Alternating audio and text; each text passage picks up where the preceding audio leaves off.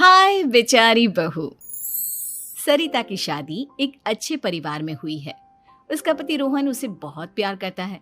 घर में उसकी सास शांति और ननद मीनाक्षी भी है, जो सरिता के किसी काम में दखल अंदाजी नहीं करती। लेकिन फिर भी सरिता को ऐसा लगता है कि दुनिया की सबसे ज्यादा बेचारी बहू वही है और सबसे ज्यादा अत्याचार उसी पर हो रहा है। माँ जी, ये लीजिए आपकी चाय। अरे बहू, तूने इतनी ज्यादा चीनी क्यों डाल दी चाय में?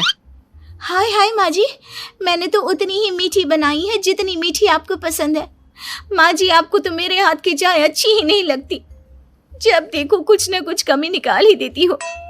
अरे बहू, तू एक बात के पीछे ही पड़ जाती है। मैंने ऐसा कब कहा कि तू रोज चाय खराब बनाती है? सरिता अपने कमरे में चली जाती है और फोन उठाकर अपनी माँ से बात करती है। हेलो माँ, कैसी हो आप? क्या कर रही हो? मैं तो ठीक हूँ, पर तू बता, तेरा मूड कैसा है? तेरी आवाज से लग रहा है कि कुछ तो हुआ है तेरे ससुराल में।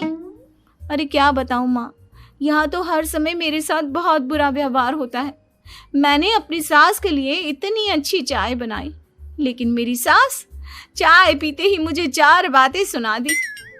बेटी, तू इतनी छोटी छोटी बातों पर ध्यान ही क्यों देती हो? तुम्हारी सास ने कुछ बोल भी दिया तो क्या हो गया, वो बड़ी है ना तुझसे। माँ ने इतना समझाया, लेकिन इस बात का सरिता पर कोई असर नहीं हुआ। अपनी बेचारी बहू की छवि वो बदलना ही नहीं चाहती। अगली सुबह सब नाश्ते के टेबल पर बैठकर नाश्ता कर रहे थे, तभी सरिता ने अपने पति से कहा, सुनिए जी, मुझे ना आज बाजार से कुछ सामान लेकर आना है। आज आप ऑफिस से आने के बाद मुझे लेकर चलना ना। भाभी, मुझे भी कुछ किताबें खरीदनी है। आप दोनों जा ही रहे हो तो मेरी किताबें भी ले आना। लो, अभी तो बात ही की है बाजार जाने की, तो एक फरमाइश आ गई। माँ जी, आप भी बता दो कुछ, और हाँ, मोहल्ले वालों से भी बोल दो अगर वो कुछ मंगवाना चाहते हो तो। बेचारी मीनाक्षी अपना सा मुंह लेकर रह गई। ये सब देखकर रोहन से चुप नहीं रह गया और वो गुस्से में बोला, सरिता, क्या हो गया है तुम्हें? मीनाक्षी ने तो सिर्फ किताबों के लिए बोला है। तुम्हें मीनाक्षी से इस तरह से बात नहीं करनी चाहिए। माफी मांगो उससे अभी। क्या? मैं माफी मांगू? दिन भर आपके घर के काम करूं मैं, आपकी और आपके घर वालों की बातें सुनूं मैं, और अब माफी भी मैं मांगू? ऐसा कभी नहीं हो सकता। ये बोलकर सरिता वहां से चली जाती है। एक दिन उनकी पड़ोसन घर आती है। अरे सरिता, क्या कर रही है? और क्या करूंगी भाभी जी, बस घर का काम ही कर रही हूँ। आप बताओ कैसे आना हुआ? अरे मैं तो तुम्हारा हालचाल पूछने आई थी, लेकिन तुम तो बिजी लग रही हो। कोई बात नहीं, मैं बाद में आ जाऊंगी।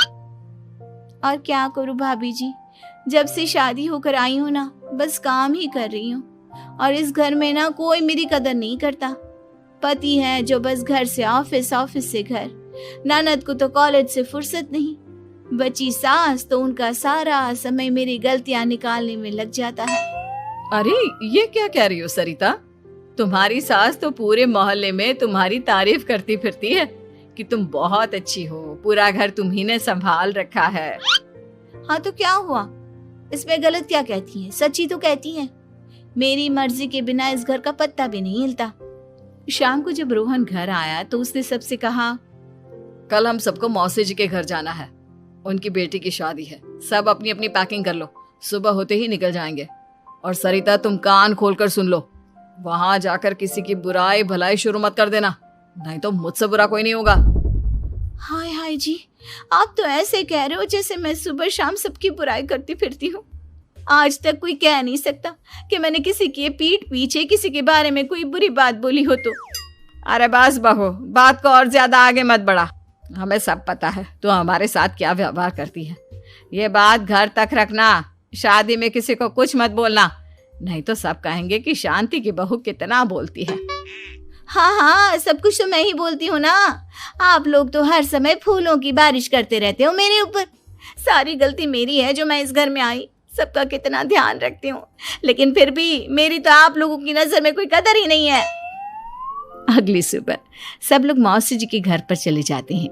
वहां पर शादी का माहौल होता है, सब जगह चहल पहल होती है, बहुत सारे मेहमान आए हैं।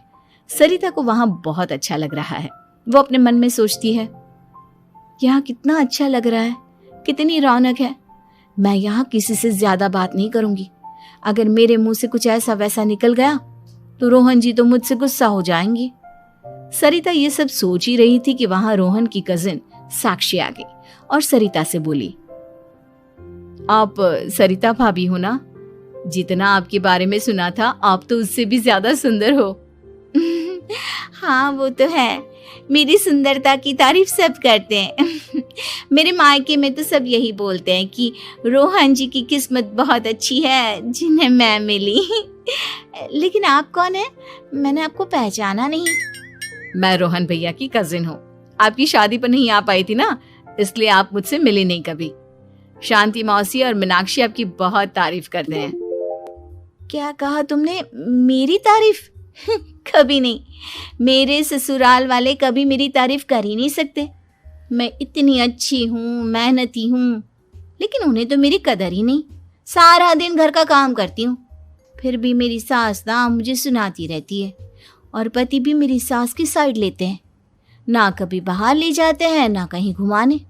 अगर घुमाने के लिए कभी बोल भी देना तो उनकी बहन बीच में आ जाती है। मैं कैसे रह रही हूँ उस घर में, ये मैं ही जानती हूँ। सरिता की ये बातें सुनकर साक्षी को बड़ी हैरानी हुई। अब वो हर किसी के सामने अपनी बढ़ाई और ससुराल वालों की बुराई करने लगी। रोहन और शांति को सरिता पर बहुत गुस्सा आया, लेकिन वो चुप रहे। अगले दिन जब वो अपने घर पर आए, सरिता, तुमने क्यों सबके सामने मेरी इज्जत का तमाशा बनाया? तुमसे बोला था ना कि चुप रहना। अजी ऐसा भी क्या कह दिया मैंने जो इतना भड़क रहे हो? तुम जहां जाती हो अपना रोना शुरू कर देती हो, कभी किसी दूसरे की बात ही नहीं सुनती, बस अपनी कहती रहती हो। तुमने सबके सामने हमारा तमाशा बनाकर रख दिया है। हे भगवान, मुझे अपने पास बुला ले। जिस घर में मेरी कदर ही नहीं, उस घर में मेरा क्या काम? अरे क्या करूंगी मैं यहाँ रहकर? जो भी आता है मुझे सुनाकर चला जाता है। मैं तो किसी से कुछ नहीं कहती। सीधी सादी बहू मिल गई है ना सबको, तो जो जी में आए वो करो। सरिता ने अपने आगे किसी को कुछ बोलने ही नहीं दिया, और उस दिन भी उसने सबके सामने खुद को बेचारी बना ही दिया। अगले दिन मीनाक्षी कॉलेज के लिए लेट हो रही थी, इसलिए वो हर काम जल्दी जल्दी कर रही थी। अपना नाश्ता लेने किचन में गई और पतीले में रखे गरम दूध को गिलास में डालने लगी। दूध का पतीला उसके हाथ से छूट गया और गरम गरम दूध उसके हाथ पर गिर गया। ओए माँ, हाय मेरा हाथ, माँ मेरा हाथ जल गया। मीनाक्षी की आवाज सुनकर सरिता दौड़ती हुई आई। ये क्या किया तुमने? तुम्हें नाश्ता चाहिए था तो मुझसे बोल देती, मैं क्या मना कर देती? अब पता नहीं कितने दिन की मुसीबत पाल ली तुमने। सरिता मीनाक्षी को उसके कमरे में ले गई और उसका बहुत ख्याल रखा। उसका इस तरह से ख्याल रखना शांति और रोहन को थोड़ा अजीब लगा। माँ, सरिता के दिमाग का भी कुछ पता नहीं। कल शादी में सबको इतना कुछ बोल कर आई है हमारे बारे में, और अब मीनाक्षी की कितनी अच्छी देखभाल कर रही है। ये ऐसा क्यों करती है? बेटा, तेरी बीवी की ना आदत हो गई है सबके सामने खुद को बेचारी दिखाने की, और आदत इतनी जल्दी नहीं बदलती। जब ये बोलना शुरू करती है तो रुकने का नाम ही नहीं लेती, इसलिए इसे पता ही नहीं चलता कि ये किसके सामने क्या बोली जा रही है। लेकिन दिल की बहुत अच्छी है। हमें भी अपना दिल बड़ा करके ये जैसी है इसे स्वीकार करना चाहिए।